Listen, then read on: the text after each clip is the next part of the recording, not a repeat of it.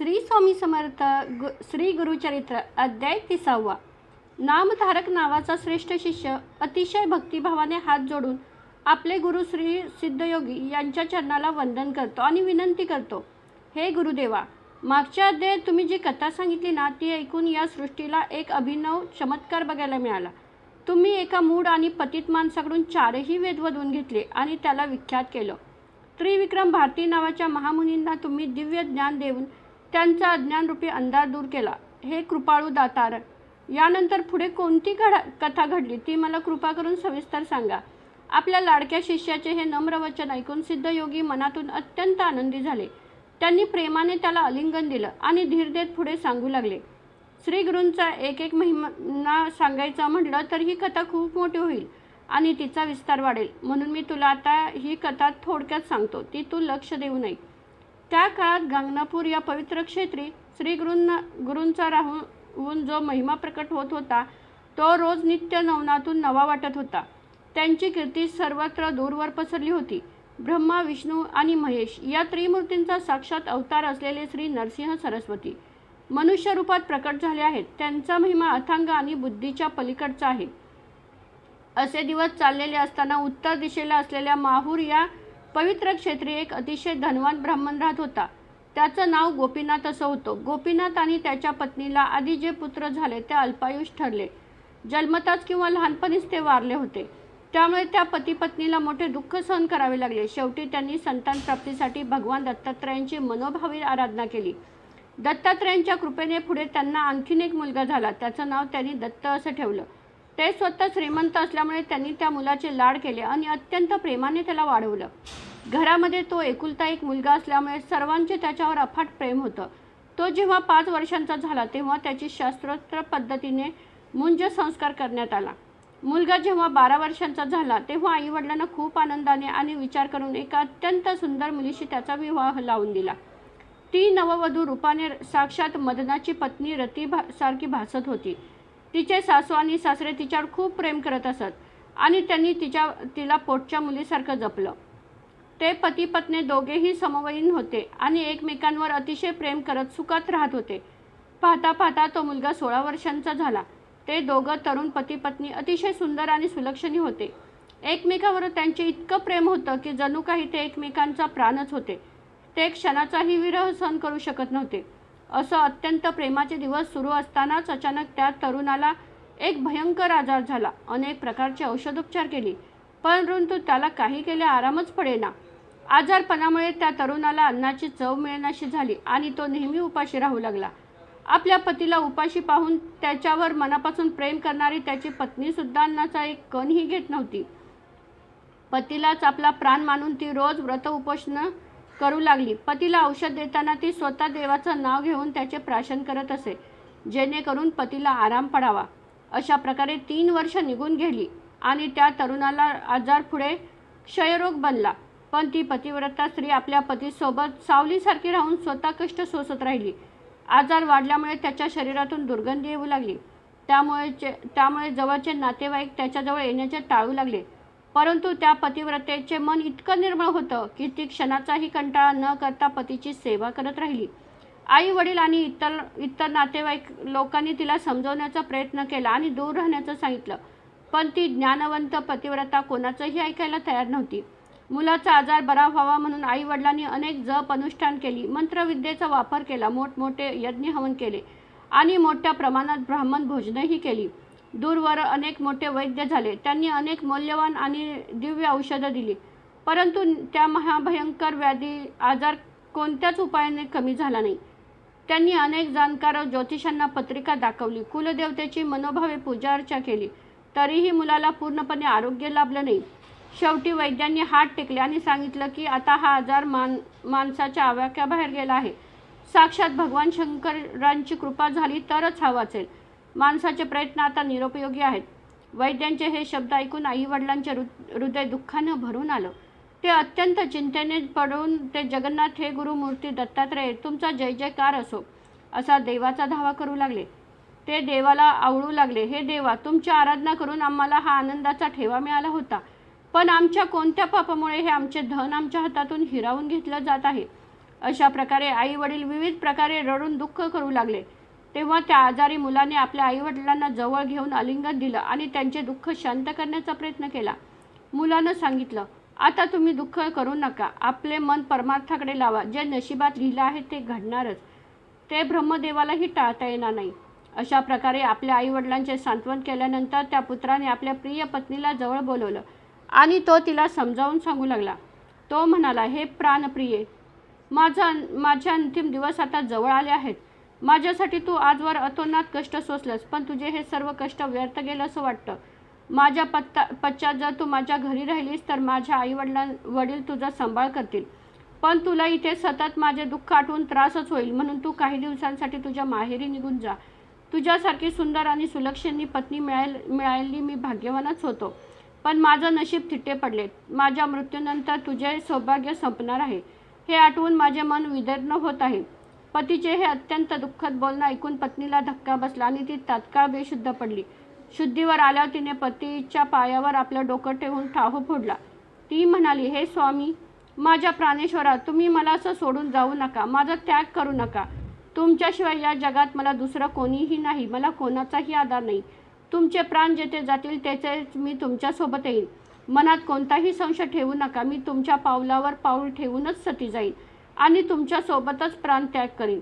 पती पत्नीमधील हा हृदयद्रावक संवाद ऐकून आई आणि वडील कोसळले. त्यांनी स्वतःला जमिनीवर झोकून दिलं आणि ते मोठ्याने रडू लागले. तेव्हा त्या सुनेने स्वतःचं दुःख बाजूला ठेवून आपल्या सासू सासऱ्यांना जमिनीवरून उठवलं. सासूचं सांत्वन करत ती म्हणाली, मनात पूर्ण विश्वास ठेवला, आपले पती नक्की वाचतील.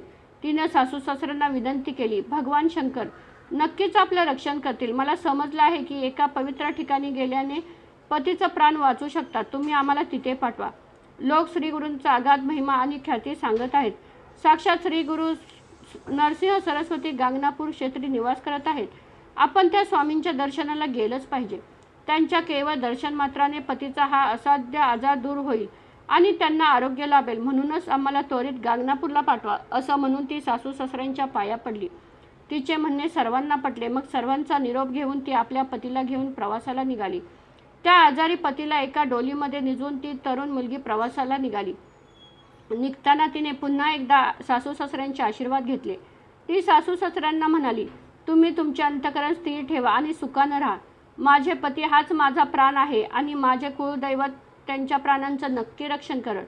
अशा रीतीने पतीला सोबत घेऊन ती पतिव्रता स्त्री प्रवास करत राहिली आणि काही दिवसांचा मार्ग पार करून ती शेवटी गांगनापूर क्षेत्री पोहोचली.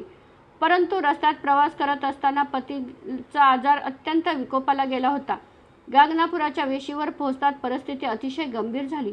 तिने गांगनापुरात चौकशी केली तेव्हा समजलं की श्रीगुरू सध्या भीमा अमरजा संगमावर गेले आहेत. म्हणून ती पतीला तिथेच ठेवून श्रीगुरूंच्या दर्शनासाठी संगमावर जाण्यास निघाली. ती जेव्हा पतीवरच्या जवळ आली तेव्हा पतीची अंतकाळ मृत्यूची वेळ जवळ आली होती. बघता बघता तिच्या पतीचे प्राण तत्क्षणी निघून गेले. पतीचा देह शांत झालेला पाहून तिने प्रचंड आकंत केला. ती जमिनीवर लोळू लागली. दुःखाच्या भरात ती स्वतःला सुरी भोसकून जीव देऊ लागली. तेव्हा गावातील लोकांनी तिला अडवले. ती आपले डोके जमिनीवर आपटू लागली. छातीवर दगड मारून घेऊ लागली. तिचे केस मोकळे झाले होते आणि मोठ्याने आक्रोश करत विलाप करू लागली. हे देवा, तू काय केलंस? माझ्या गरीब गायीसारख्या स्त्रीला काय एवढं छळलंस? श्रीगुरू माझे पती वाचतील या आशेने मी इतक्या दुरून आले होते, पण वाटेतच घात झाला. मी कशी पापिनी आणि कमनशिबी आहे की माझ्याच पतीचं प्राण गेलं. आई वडिलांना सोडून मी त्यांना परक्या ठिकाणी घेऊन आले आणि इथंच सगळं संपलं. अशा प्रकारे ती रडत असताना तिचा आक्रोश ऐकून गावातील सर्व लोक गोळा झाले. ते विविध प्रकारे बोलून तिचं दुःख शांत करण्याचा प्रयत्न करू लागले. गावातील सुवासिनी स्त्रिया तिला समजावू लागल्या, हे कल्याणी, तू एवढं दुःख का करतेस? मनामध्ये विचार कर, जे नशिबात ठरलेलं असते ते कोणालाही टाळता येत नाही. लोकांचे ते सांत्वन ऐकून तिला आणखीनच रडू कोसळलं. ती स्वतःच्या नशिबाला आणि जन्माच्या कर्माला दोष देऊ लागली. ती म्हणाली, हे माझ्या माया बहिणींनो, मी आता कोणत्या तोंडाने आणि कशी जगू? मी पतीचे प्राण वाचतील या आशेने इथं आले होते. आता मी कोणाला शरण जाऊ? मला आता कोण जगवेल? माझ्या प्राणेश्वराला सोडून मी एकटी जिवंत कशी राहू? असं म्हणून ती जोरजोरात रडत होती. ती आपल्या पूर्व पुण्याची आठवण करून म्हणू लागली, मी लहानपणी देवी गौरीची आणि शंकराची मनोभावे पूजा केली. विवाह झाल्यावर अखंड सौभाग्यासाठी मंगळागौरीचं व्रत केलं. अखंड सौभाग्य लाभावे याच आशेने मी भवानी मातेची पूजा केली. सुवासिनी स्त्रियांनी सांगितली, सर्व व्रते आणि नियम मी कडकपणे पाळले, पण मग माझं सर्व पुण्य गेलं कुठं? मी भगवान शिवपार्वतीची पूजा केली, ती व्यर्थ गेली का? हे माया बहिणींनो, देवाने माझ्यावर हा दुःखाचा डोंगर का बरं कोसळला? ती आपल्या पतीच्या मृतदेहाला बिलगून रडू लागली. लग्नाचे दिवस आणि पतीचे जुने प्रेम आठवून तिचे हृदय भरून आले. जर तुमचे आई वडील आणि भाऊ इथं जवळ असते तर त्यांनी शेवटच्या वेळी तुमचे मुख तरी पाहिलं असतं, पण मी तुम्हाला इथे घेऊन आली आणि त्यांना या दर्शनाला मुकवलं. ती स्त्री अशा प्रकारे नाना प्रकारे अथंग दुःख करत असतानाच तिथे अचानक एक जटाधारी साधू प्रकट झाले. त्या सिद्ध पुरुषाने अंगाला भस्म लावलं होतं, डोक्यावर जटा होता, गळ्यात रुद्राक्षाच्या माळांचे अलंकार होते आणि हातात त्रिशूळ होता. ते तिच्या जवळ येऊन उभे राहिले. ते सिद्ध पुरुष तिला उद्देशून म्हणाले, हे बाळे, तू या नगर जगात एवढा आक्रोश का करत आहे? माणसाच्या कपाळी जे लिहिलेलं आहे तसंच घडतं.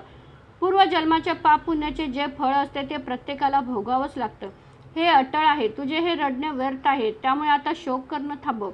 तू जर सलग 8 दिवस जरी रडत राहिलीस तरी या मृतदेहात प्राण परत येणार नाहीत. ब्रह्मदेवाने कपाळावर जे लिहिलेलं आहे तसंच घडणार.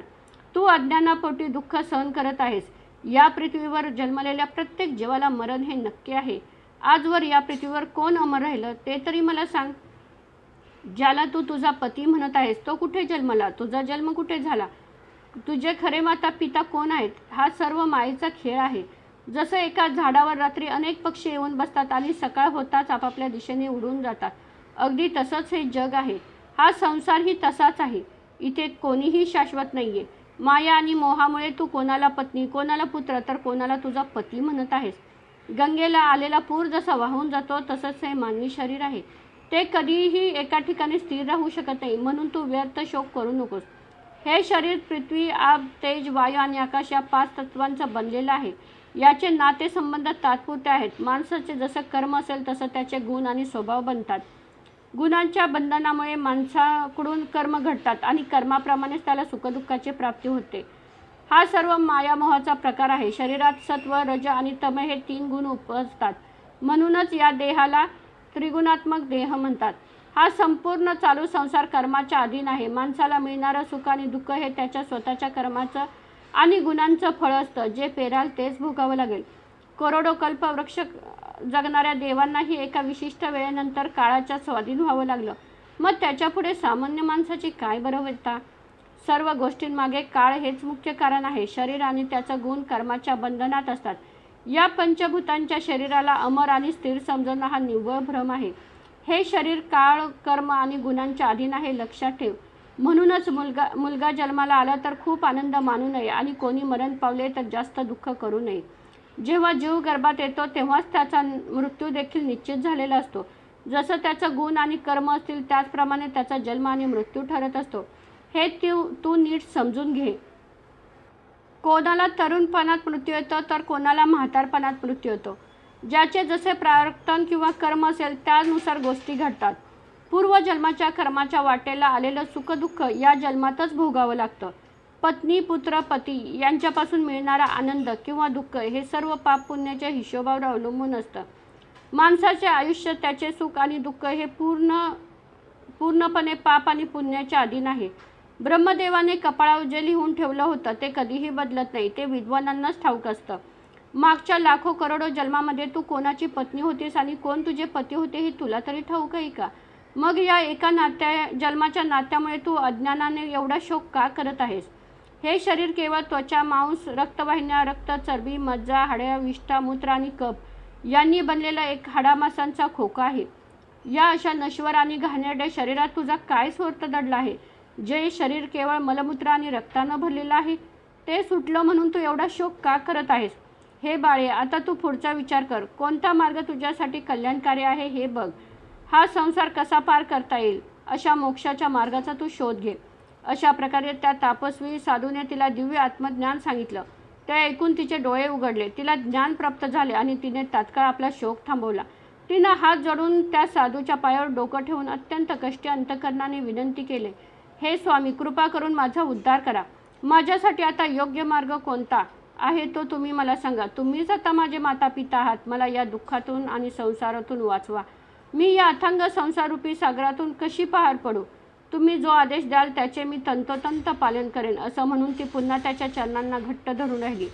तिचे हे शरण आलेले शब्द ऐकून त्या योगी पुरुषाचे मुख प्रसन्न झाले. त्यांनी मग तिला स्त्रियांचे धर्म आणि त्यांचे आचरण कसे असावे याबद्दल सविस्तर सांगण्यास सुरुवात केली.